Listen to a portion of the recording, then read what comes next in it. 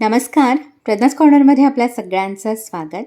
आजची रेसिपी आहे नमक पारे. एकदम छान क्रिस्पी होतात हे नमक पारे. हे बघा इथे मी बनवून घेतलेले आहेत. एकदम छान क्रिस्पी झालेले आहेत. परफेक्ट टी टाईम स्नॅक्स आहे. चला तर मग कृतीला सुरुवात करूया. इथे मी 2 कप मैदा चाळून घेतलेला आहे. आता याच्यामध्ये चवीनुसार मीठ घालायचं आहे. 1 मोठा चमचा ओवा हातावर क्रश करून घालायचा आहे.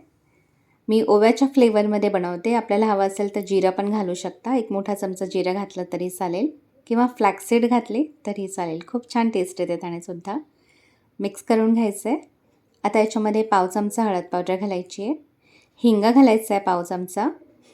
नमक पारे तिखट हवे असेल तर थोडेसे चिली फ्लेक्स घालायचे आहेत. आता याच्यामध्ये 3 छोटे चमचे तेल गरम करून घालायचं आहे. एकदम छान कडकडीत गरम करून घालायचं आणि मिक्स करायचं आहे. आधी चमच्याने मिक्स करून घ्यायचं आहे. नंतर हाताने पिठाला छानपैकी चोळून घ्यायचं आहे. पिठाला तेल छानपैकी चोळून घेतलं का नमक पारे छान खुसखुशीत होतात. हे बघा इथे पिठाची छानपैकी मूठ वळली जाते. मोहन परफेक्ट झालेलं आहे.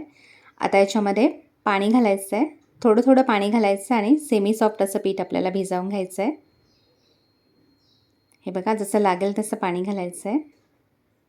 खूप जास्त घट्ट किंवा पातळ असं पीठ भिजवायचं नाही आहे. हे बघा इथे मी अगदी सेमी सॉफ्ट असं पीठ भिजवून घेतलेलं आहे. आता 10 मिनटं हे झाकून ठेवायचं आहे. 10 ते 15 मिनटानंतर आपण नमक पारे बनवायला घेऊयात. तोपर्यंत पीठ छानपैकी भिजतं. हे बघा 10 मिनटानंतर मोठासाच पिठाचा गोळा घ्यायचा आहे. मोठी चपाती लाटून घेणार आहोत आपण. पुन्हा एकदा पीठ छान मळून घ्यायचं आहे. थोडंसं मी मैदा याच्यावरती डस्ट करून घेते म्हणजे लाटायला सोपं जातं. हे बघा खूप जास्त पातळ लाटायचं नाही आहे. हे बघा असं लाटून घेतलेलं आहे मी. जास्त पातळ नाही आहे. आता फोकण्याला थोडेसे टोचे करून घ्यायचे ते बघा असे म्हणजे नमक पारे तळताना तेलात फुलत नाहीत. आता हे मी कट करून घेते. मी इथे याच्यात स्ट्रिप्स करून घेते. आपल्याला हवं असेल तर डायमंड किंवा स्क्वेअर शेपमध्ये कट करून घेऊ शकता. हे बघा अशा मी स्ट्रिप करून घेतलेल्या आहे त्याच्या. आता याच्यावरती थोडासा मैदा डस्ट करून घ्यायचा आहे म्हणजे नमक पारे एकमेकांना चिकटत नाही आणि सगळे नमक पारे याच प्रकारे बनवून घ्यायचे आहेत. नंतर फ्राय करायचे आहेत. मी इथे कढईत एका साईडला तेल गरम करत ठेवलेलं आहे. तेल छान गरम करून घ्यायचं आहे आणि नमक पारे याच्यामध्ये घालून घ्यायचे आहेत. लो टू मीडियम फ्लेमवरती आपल्याला हे छान गोल्डन ब्राऊन आणि क्रिस्पी होईपर्यंत फ्राय करायचे आहेत. सगळ्या साईडने असे गोल गोल फिरवायचे आहेत म्हणजे एकसारख्या रंगावरती तळले जातात. तर माझी ही रेसिपी आपल्याला आवडली असेल तर चॅनलला लाईक शेअर आणि सबस्क्राईब करा. जास्तीत जास्त हा व्हिडिओ आपल्या फ्रेंड्स आणि फॅमिलीसोबत शेअर करा. हे बघा हे व्यवस्थित फ्राय झालेले आहेत. छान गोल्डन ब्राऊन कलर आलेले आहे आणि क्रिस्पी झालेले आहेत.